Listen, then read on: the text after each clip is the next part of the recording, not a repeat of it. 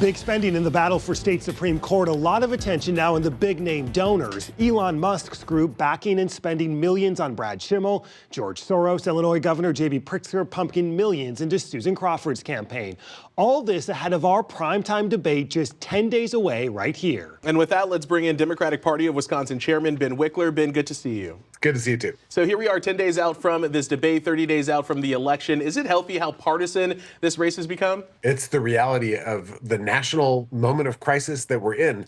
The Trump-Musk administration is trying to basically destroy rule of law in the United States of America, and they found their bagman in Brad Schimmel. He is someone who is willing to sell out to the highest bidder, and they know that they'll have a rubber stamp if he wins, so they're flooding in money. And in Susan Crawford, you have someone who's actually a responsible judge who looks at the law before making a decision. So it really is a moment of decision for us about what kind of a country we're going to be, what kind of a state we're going to be, a state that's governed by the whims of far-right billionaires, or a state that is actually governed by the people of Wisconsin and the laws that they choose. Let's talk about some of the money. Democrats dominated 2 years ago in the state Supreme Court race, the most expensive court race ever. Republicans sure catching up in this race. Are they going to outspend you this cycle? Right now, the Elon Musk millions flooding in alongside the Stop the Steal donors, Dick and Liz Uihlein, they have the money advantage. Now, in Susan Crawford's campaign, she's funded primarily by grassroots donors, by people who are chipping in a few bucks to make sure that the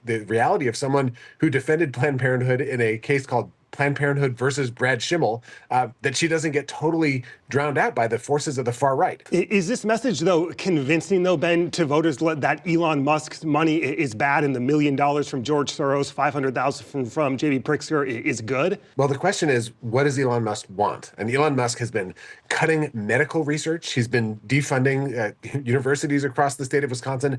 People who are struggling with cancer are watching the National Institutes for Health getting defunded. How is this any different, though, than the Democratic donors on the call with Susan Crawford talking about congressional maps? Look, there is no case about congressional maps before the state Supreme Court. What we know explicitly is that Elon Musk, in his polling, in these ads from the House Freedom Caucus, they're saying elect Brad Schimmel to freeze the congressional maps in place. They're running in order to re-gerrymander the state legislature and in order to prevent any consideration under the law and our Constitution of the constitutionality of gerrymandering. So if you think that right-wing politicians should be able to lock in their power, vote for Brad Schimmel. If you think this is something that courts should decide based on the law and Constitution, then you want someone else. You want Susan Crawford. Ben, the state party gave $10 million to Janet Protasewicz 2 years ago. In the end, how much how much is the state party going to give to the Susan Crawford campaign? We're proud supporters and endorsers of Susan Crawford's campaign, and the Democratic Party of Wisconsin. We're fundraising, and we've been able to support her significantly already. I want to provide as much support as we can. Just to get a clear answer, would that be near 10 million, more than 10 million? What's your estimation there? We've been able to raise and support Susan Crawford with several $1 million now. I don't know what the final number is going to be, but I do know that all the grassroots support we can muster, it's probably not going to be the same as Elon Musk's giant wall of money he's pouring over the state. Ken Martin, the new chair of the Democratic National Committee, was in Wisconsin last weekend. He beat you in the race for chairman of the DNC. What happened at the end of the day in that race? Ken Martin's a friend and our neighboring state party chair. He's been the leader of the State Chairs Association for years. So he's built relationships with DNC members across the country. And, so often in politics, building long-term relationships, doing the kind of year-round organizing that we do in Wisconsin to win races like this one, it pays off. So I'm excited about his work. I'm excited that he was knocking on doors here.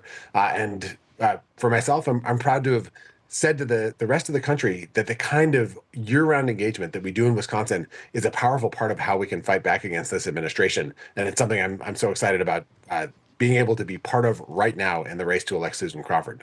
Your term is up this upcoming summer. Will you run again? I am so focused on the Supreme Court race right now.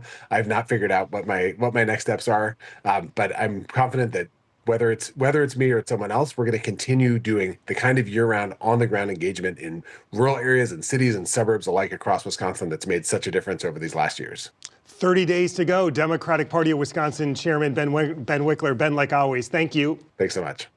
Our statewide primetime Wisconsin Supreme Court debate just 10 days out, Wednesday, March 12th at 7 p.m. from the Marquette University Law School. You can watch it right here and streaming live on WISN.com and our 12 News app. Up next, those fiery town halls, packed rooms targeting some Republican members of Congress, plus that massive budget resolution passing the U.S. House.